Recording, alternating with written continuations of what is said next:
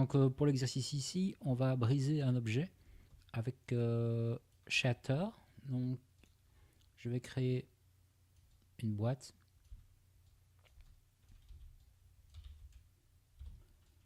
Voilà, alors ce qui est important, c'est d'avoir faire un modify freeze et edit delete by type historique. Voilà, comme ça on a quelque chose de clean. Une fois qu'on a ça, on va aller dans FX, Effects, Shatter, deuxième onglet. On va mettre, on va faire diviser en 10. On laisse sur Shape. Bien sûr, delete après, on décoche triangulette sur face. Et create. Voilà, il crée les blocs. On a ici le solid shader 1 qui est créé. Et on voit que il y a des morceaux, des parties. On va regarder. Vous voyez, il y a des blocs ici, c'est plein. Quand cela est fait, on va utiliser Bullet pour créer de la gravité, pour en faire ici. Donc, attendez. Donc Bullet, je l'ai ici activé.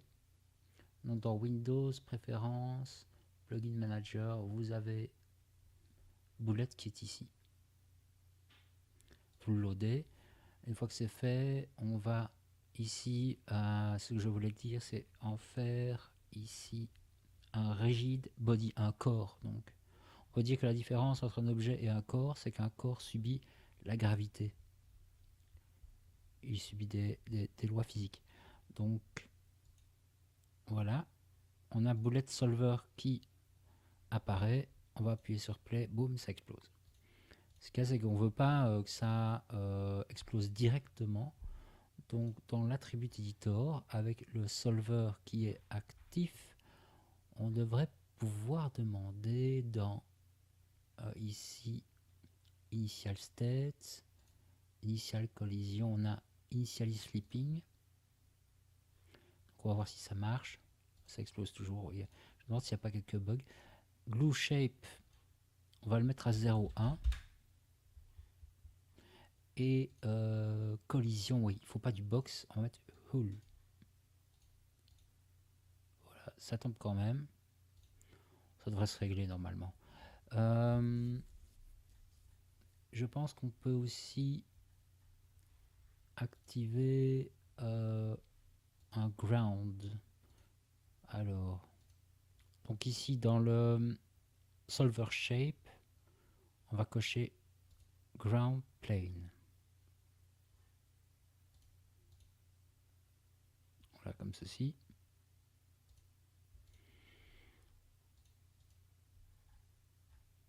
Ah, initial sleeping, on va le recocher. Et voilà, ça bouge plus. Donc maintenant, je vais créer une boîte. Comme ceci. Je vais la placer dans cette zone-ci. Monter un petit peu ça. Et alors dans Boulette, utiliser ceci. Donc un rigid body. Pour le convertir. Voilà. Il tombe directement. Donc ce que je vais faire dans rigid body shape, c'est d'aller dans body type, je mets kinématique. Là, il ne bouge plus. Et par exemple, à l'instant 30, je vais poser une clé. À l'instant 45, comme ceci. Et normalement, voilà, ça fracasse le bloc. Donc par après, il suffit de ce qu'on peut faire, par exemple, c'est dans le solver, on pourrait mettre une gravité beaucoup plus forte, à moins 100 par exemple. Voilà, et on a des blocs beaucoup plus lourds pour augmenter la masse, tout ça. Mais voilà, c'est le paramètre le plus rapide pour faire ça. Le nombre d'itérations, ici, ça pour avoir vraiment un calcul. beaucoup plus fin. Sachez que pour des scènes plus complexes, ici je suis en real time, mais normalement il vaut mieux se mettre en play view frame pour que la simulation soit calculée frame après frame. Parce que le real time ça peut faire bugger. Ici ça passe bien.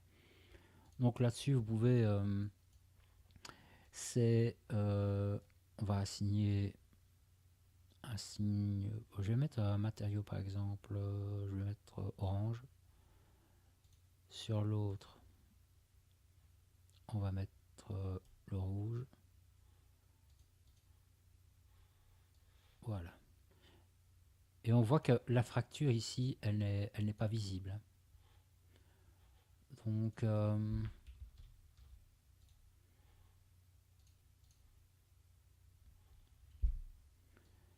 voilà.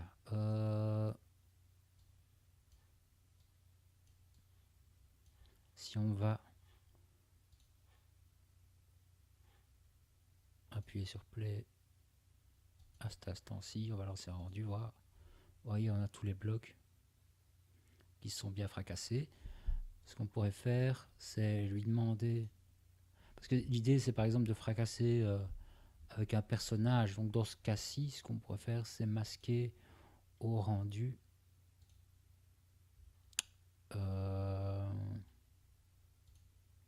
le cube ici. Donc primary cast. Voilà. Oui, donc ça disparaît.